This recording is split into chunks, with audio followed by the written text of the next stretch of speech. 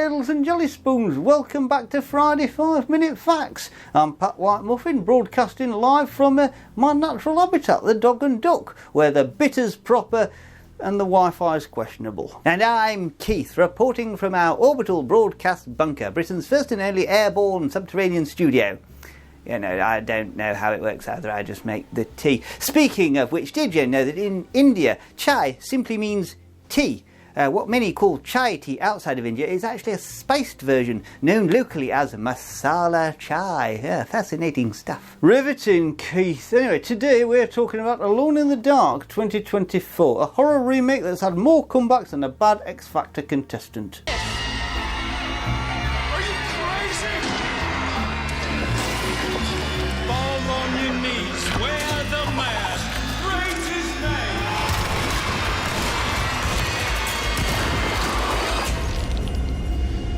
Welcome to the Madhouse, Detective. Ah, yes, the video game. I mean, as you know, I'm more of a badger enthusiast myself, but I understand this involves quite a lot of running around in the dark, which, you know, sounds like my last camping trip. Ah, the original Alone in the Dark was supposed to get remade by Eden Games. You know, the same studio that made the 2008 sequel that went down about as well as a pork pie at a bar mitzvah. Yeah, like when I tried to serve the builders Earl Grey during the tea break.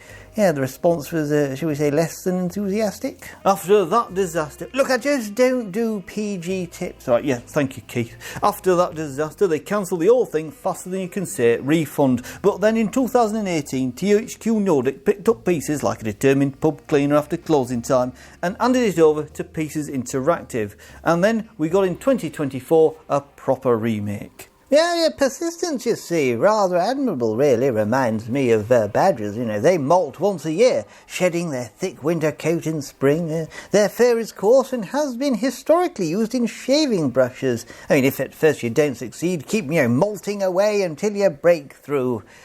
Metaphorically speaking, of course. Moving on. This is the first Alone in the Dark game not to be published by Atari. After decades of being tied to one publisher, it finally broke free. Like a teenager leaving home, but with considerably less lawyers involved. That change can be refreshing. I recently switched from Yorkshire tea to Twinings, and while it has caused quite a stir at the local parish council meetings, I stand by my decision. You're a brave man, Keith, mentioning that you've stopped using Yorkshire tea in front of the man that has been called the embodiment of Yorkshire.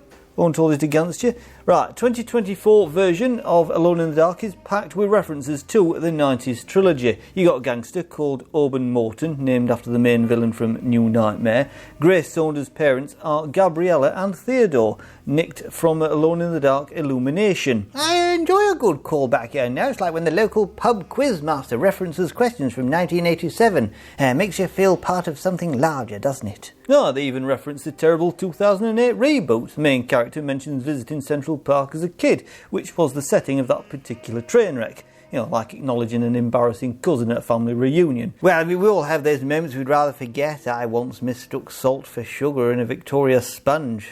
Oh, the memory still haunts the locals' women's institute. Oh, remember the opening of the original 1992 game, Little Frog trying to cross the road? Yeah, rather like Frogger. Well, sort of. In the 2024 remake, they bring back the frog, but this time he gets eaten by an alligator. It's a bit dark, but apparently it's meant to symbolise how they are subverting the original story to create something new. Oh, poor frog. So I suppose it's nature for you, circle of life and all of that. Rather puts my morning crossword struggles into perspective. No, the remake brings back all the classic touches. The famous window shot returns. It starts on a holiday eve again. This time it's St. John's Eve, which actually matters to the plot. Oh, midsummer, lovely time for a brew in the garden. Though I'd imagine less lovely when there are supernatural horrors about. Oh, and here's one that will please the purists. Emily still runs slightly faster than Carnby, just like in 1992. Some traditions are worth preserving.